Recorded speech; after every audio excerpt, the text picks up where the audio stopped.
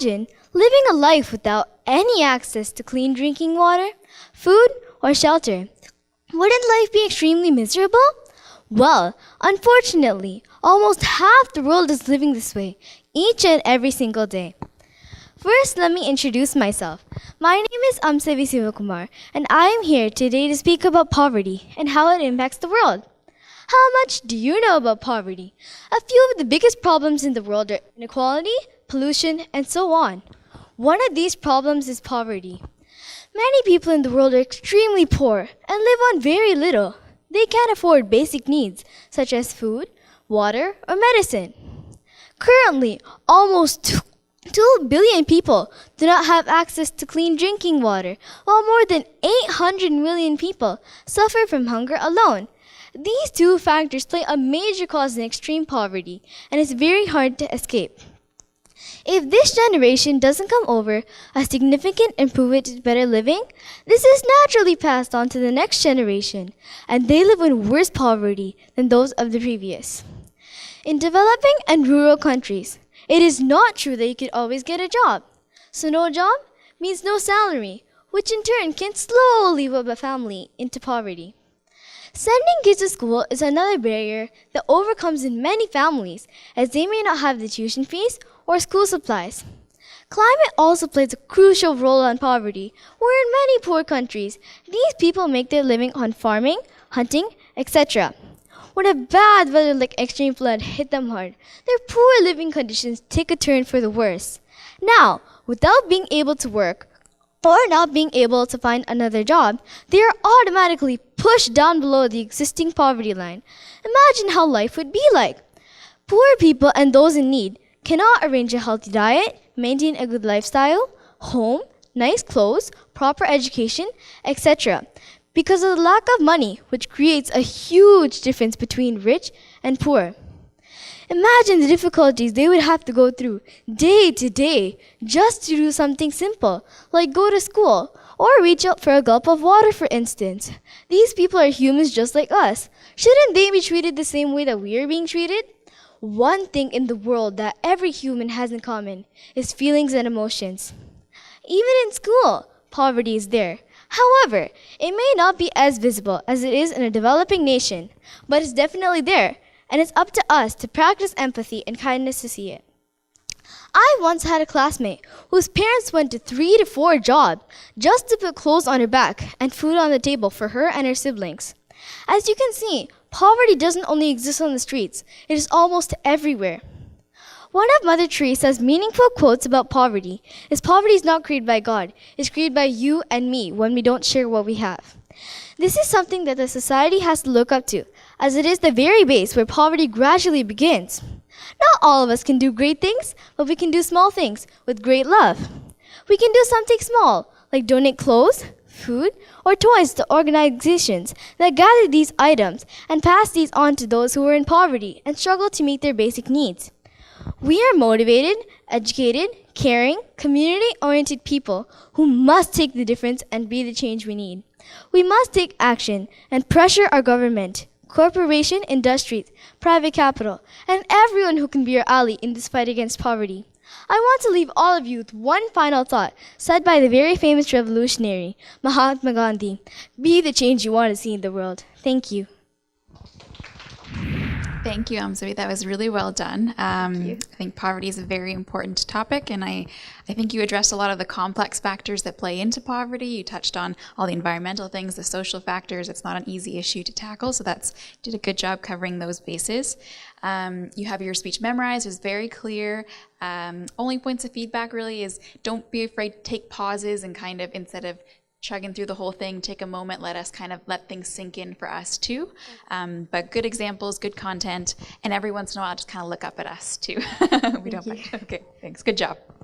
Hi, my name is Deepthi, and today I'll be talking about what I want to be when I grow up.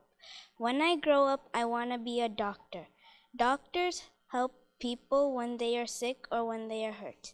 Doctors and hospitals work very hard to help others. I want to be a doctor so I can help people. I want to go to other countries and join teams that help people around the world. An interesting part about being a doctor is all the different equipment they have for checking everything. They mainly have the stethoscope to check the heart and to check the lungs. My doctor wears a white coat and has a stethoscope. And one day I will wear a white coat and have my own stethoscope too. My name won't just be Deepthi, it will be Dr. Deepthi. I want to work at a hospital with a lot of doctors. Hospitals usually have different levels where they check different things like the heart, lungs, eyes, and more. My doctor helps me feel better whenever I get sick and make sure I stay healthy. I want to keep kids and their family healthy when I grow up. Being a doctor is hard work and requires a lot of studying and preparation. But when I grow up, my goal is to help people, and I will do whatever it takes to make sure I become a doctor. Doctors are like modern day superheroes, and there's nothing more I would want than to save the world one life at a time. Thank you. Thank you, Dr. Deepthi. That was wonderful. I really do hope you become a doctor one day. Seems like you're very passionate about it. Everything was good. You've clearly done a lot of research about what it takes to be a doctor and the different kinds of equipment and all of those things. So content-wise, I thought it was very, very good. In terms of your delivery, I would like it if next time or going forward when you do presentations, you have some hand gestures and you open up a little bit more, have a smile once in a while, look at the audience like all around. This will help in a lot of ways because it's not just the content and the delivery of it, it's also your body language, okay? So tone and everything else was good, just small things. All right, thank you. Good evening. My name is Bravis, and today I will be talking about why money exists. First of all, money is a way for people to buy new things by using coins or banknotes. Every item will have a price or value. If someone wants it, they use money as a way to buy it. Not everybody has the same amount, and it shows how wealthy someone is. Money is limited, but it is something everyone wants. That is basically why money exists. It is a way to exchange items. Many years ago, people would trade an item with another item. For example, someone that has food would trade it with someone that sells fur.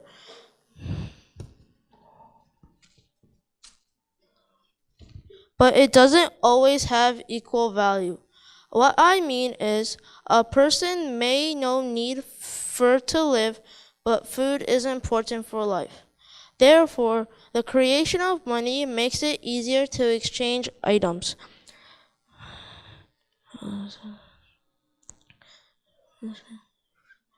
If someone gives money for the food they are selling, they use that money for something they need. Getting the money is also an exchange. If you work, you get money in return. It makes everything organized and flow better. Money is important because it makes our life happy. And if we have no money, our life won't be happy. Money makes our life easier. Money can do anything for you. For example, paying the bills. Money can help make a difference in the world. Money is important for life, especially now in the present. It allows us to exchange it for food, water, shelter, clothes, and many more things important for life. Thank you. Thank you for your speech on money. It was very interesting and a new and interesting topic. You touched on some good social aspects and how we think about and value money, so that was interesting. In terms of presentation, try and look around at your audience instead of looking down. So look around, have eye contact. Even though you're holding onto your notes, try and use some hand gestures while you're talking to make it a little bit more meaningful. Thank you.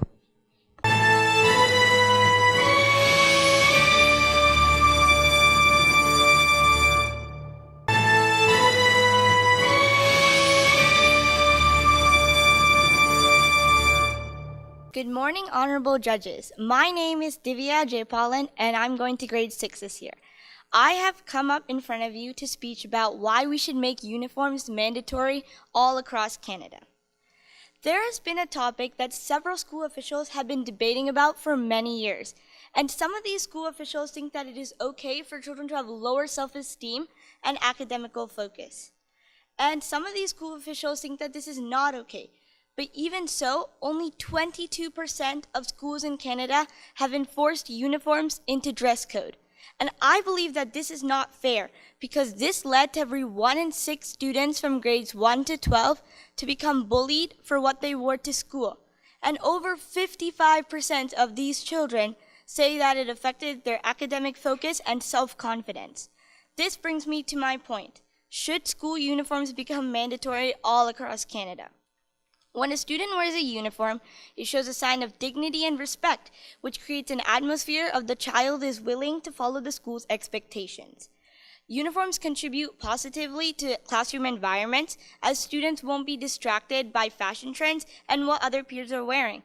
I mean, could you imagine sitting in the back of a classroom, having to stare at all your peers' bright-colored shirts and big logos? I mean, how could you possibly focus on a lesson? And speaking of logos, when logos are worn and kids from lower income families can't afford that, they would feel excluded from the school community. And I believe that uniforms should create an equal playing field where students are able to find similarities between each other and forget about the differences. As a plus point, purchasing 2 to 3 uniforms is much more financially and economically better than having to purchase a whole new wardrobe. This brings me to my final point, security. Security is every parent's #1 priority. Well, that is at least in my household. When uniforms are worn, authorities and school officials will be able to point out trespassers more effectively. And when identical clothing is worn, it reduces the chances of students to be able to get in trouble to and from school or even to skip school in all. And versus if there weren't any uniforms, students could be mistaken for adults, leading to misidentification issues. Okay, so unfortunately in my school we do not have uniforms yet, and I do see kids getting bullied on the playing field.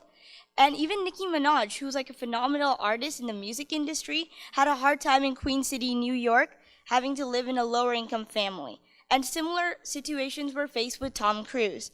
And it always makes me think, shoes, clothes, why should it matter? As it's not on the outside that counts, it's on the inside that really does count. To keep things short, I believe that we should put an end to classroom distractions and loss of academic focus. I think that we should put an end to exclusivity from groups and kids feeling like they don't belong. I think that we should make uniforms mandatory for the better of students now and students yet to come. I believe uniforms for the better. Thank you. Hi, Divya. That was really good. I'm very impressed with how you came on stage and spoke to us as if it was a conversation. I wanted to touch on how you brought in Nicki Minaj. I thought that was really good because you're appealing to the audience and you're connecting to the relevancy of the current media, which is amazing. I would suggest maybe bringing in some points that are new, things that we maybe haven't heard all the time, but however, you still connected those same points to things that are relevant to you as well as the community and your peers, which is really good. Thank you. Hi everyone, my name is Saindavi Prashande. Today I'm going to talk about seasons. 4 seasons in the year. They are winter, spring, summer and fall. Winter's the coldest season. We need to have winter boots, winter hat, winter scarf. Just play sledding, ice skating, snowman, snowball. Kids enjoy it. Spring comes after summer. It rains a lot. flowers bloom and greenery all around. Summer comes after spring. It's the hottest, sunniest time of the year. Fall comes after summer. In fall season, leaves change colors. The colors are red, orange, yellow in color. Most of us like summer season. Do you know why is that? You can go out of your home and play. You don't need to wear the boots or the hat. You can wear cotton clothes, sunglasses, and hat to keep us cool. I play with the ball. I play with the swing. I use the bubble machine to blow the bubbles. I have a small little bicycle. I used to ride it. My little baby sister also joins me. It's a big fun to play with her. I go to the swimming pool. I go to the park. In the park, I play slides and swings. Sometimes we go to the beach. In the beach, we play sand. We use the bucket and a shovel to play with the sand. I love summer because we go to our friend's house. I love summer because we get a lot of love from the sun. Therefore, my favorite season is the summer. I love you all. Thank you. Have a great day. Thank you again. Thank you for that great and sweet speech. You're so brave to come up and speak today. You used some great hand actions like bloom. That was great. It's also very impressive that you memorized everything. And I really liked how you talked about your personal activities and what you like to do with your family for each season. So that was really, really good. Thank you. An American orator named Frederick Douglass once said, "It is easier to build strong children than to repair broken men." Hello, my name is Arun, and I'm 10 years old. Today I'll be talking about the parental role in education, character development, and what we can do to make it better. Have you ever imagined what life would be like without the love or the support from our parents? Well, that's why I'm here today, to talk about the great things parents do for us that we don't usually realize. Parents have a big role in education and help children with their studies. According to the Trinity Catholic College website, what is critical to children's education is the encouragement, the support from their parents. Parents are our first educator and are responsible for the conditions in which children learn more effectively. The Center for Public Education website states that most parents do not know the educational programs, the teacher requirements, the child's school.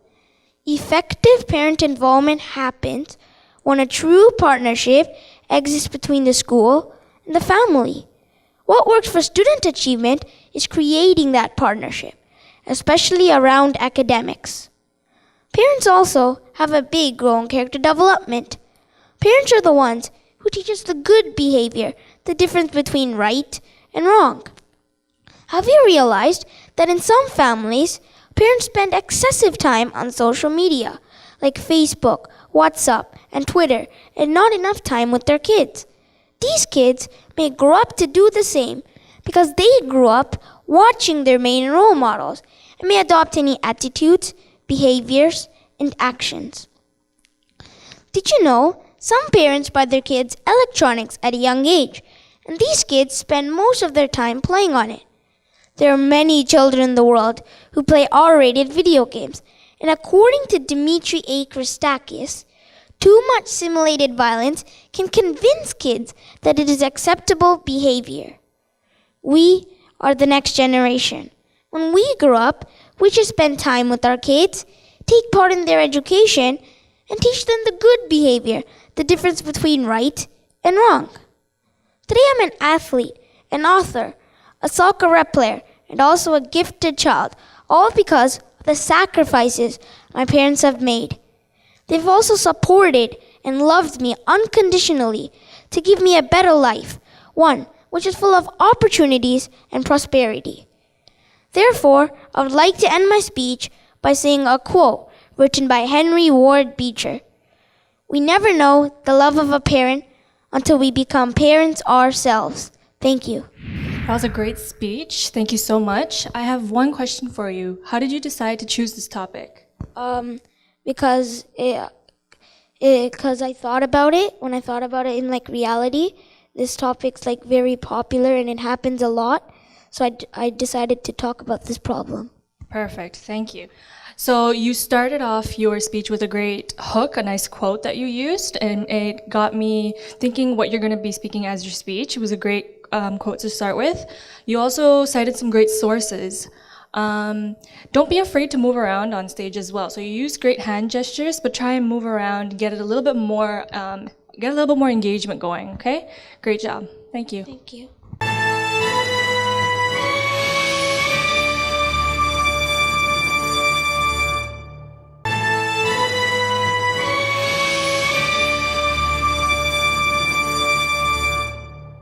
Dear Honorable Judges, my name is Taruba Sudhakaran and I will be going to grade 9. For my speech, I will be discussing the importance of mental health awarenesses. If you were to tell someone that you had a severe headache, people would tell you to take a painkiller and rest. However, if you told them that you had hallucinations, they probably wouldn't react the same. The approach our society takes towards mental health, in my opinion, is wrong, as mental health is not taken as severe as physical health. So what is mental health, and why does no one take mental health severe enough? Well, mental health includes our psychological, emotional, and social well-being. To start off with, many people are unaware whether or not they have mental health issues. While physical health shows early signs on your body, which include inflammation, bruises, and blood, mental health is not something you can see. It is something you feel. Instead of expressing feelings, many people find other ways to deal with their mental illnesses. This includes social isolation, physical harm, and drug addiction.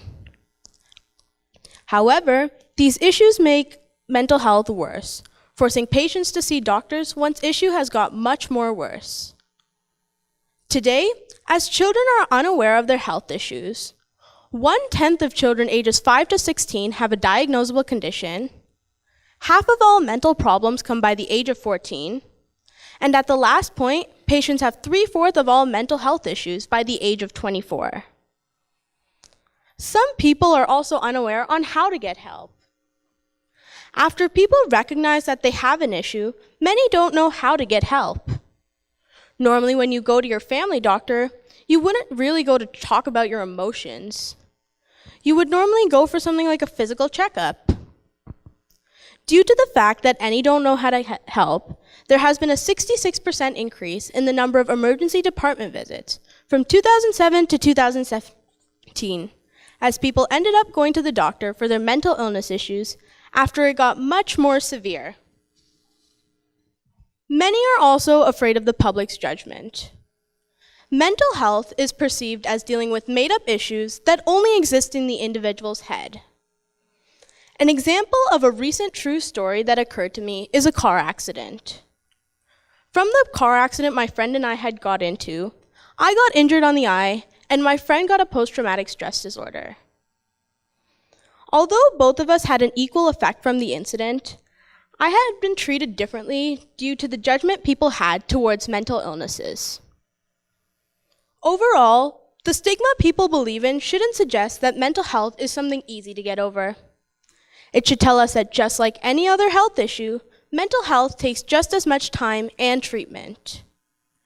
To conclude, whether you see it or not, people with mental health conditions deserve just as much support and compassion as people with physical health conditions. Thank you, Taruba. That was a very informative speech, and I liked how you brought in personal anecdotes to help bring your point to the surface. Mental health awareness, all of that is a very relevant topic in our society today. So it was good that you brought a unique perspective to it, and that was really nice. In terms of your delivery, I thought you did a great job. You had good volume, good pace, everything was great. Just remember, we like hand gestures. It does engage the audience a bit more. So if you can do that in the future, it would just bring such an important topic more to life, okay? But you did an excellent job. Thank you. Good morning, judges and my fellow participants. I am Santu Sudarshan and I am going to speak about fear. Fear is not being sad or scared. Fear is looking up to yourself. Looking up to yourself is the right thing to do in any cases. If you are scared, you might not think about fear. Without fear, most things in your life wouldn't be the same today. So always look up to everyone, especially yourself. For some people, being brave is hard, especially during the new school year, especially me when I was little and I was going to JK for the first day. I was very shy and scared, and I thought my teacher wouldn't be nice to me, but in the end, it wasn't bad after all. Being brave can change your life even if you don't want to do it, especially when I was watching the scary movie. I got scared when this person died in the end, but when I went to sleep, I got a nightmare and I woke up and I went to drink a glass of water and I went upstairs to sleep.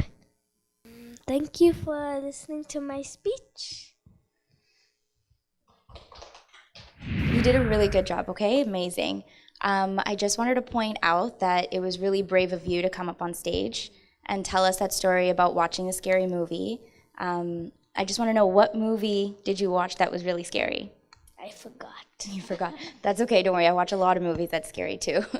I think you did good. You memorized everything, and that's a very good thing to do. You did good with eye contact and talking to us, and I'm glad that you took the pauses that you need, okay? Hello, everyone. Today I'm going to talk about autism through the eyes of a child. What is autism? Autism is a disease people are diagnosed with when they are born or when they are very young. There is no rule to how a person should be if they are autistic. Some kids could be smart, but they can't control their feelings. Some kids might not learn at the pace of other kids, but they can be really motivated and be happy. It's not posted on someone's face that they have autism. Sometimes it can be visible, while other times you may hardly see it. Although autism is a disease, I would consider it a different way of classifying a person. It could be a unique attribute of someone. Not everyone has autism, and people with autism can be considered unique, not disabled. I would like to share my personal experience of meeting someone with autism. I have a friend at school who has autism. She's just like a normal kid, but nobody knows her dark side. I had mixed feelings when I discovered her dark side, which was autism. But that didn't stop me from being friends with her, because I knew she was an amazing friend no matter she had autism or not. People would laugh at her for her actions, but I would tell them not to. Would you like it if someone yelled at you? No, right? So why is it fair that people with autism must go through all of this? At this point, I knew I had to do something. I had to make the world understand that autism doesn't make people less powerful or amazing. They may look less powerful, but inside of them, they have a blazing fire yet to be powerful.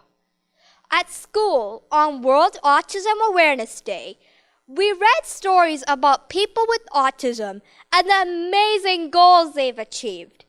Reading this made me guilty, made the world guilty. We have been mean at them, pressuring them without knowing the truth.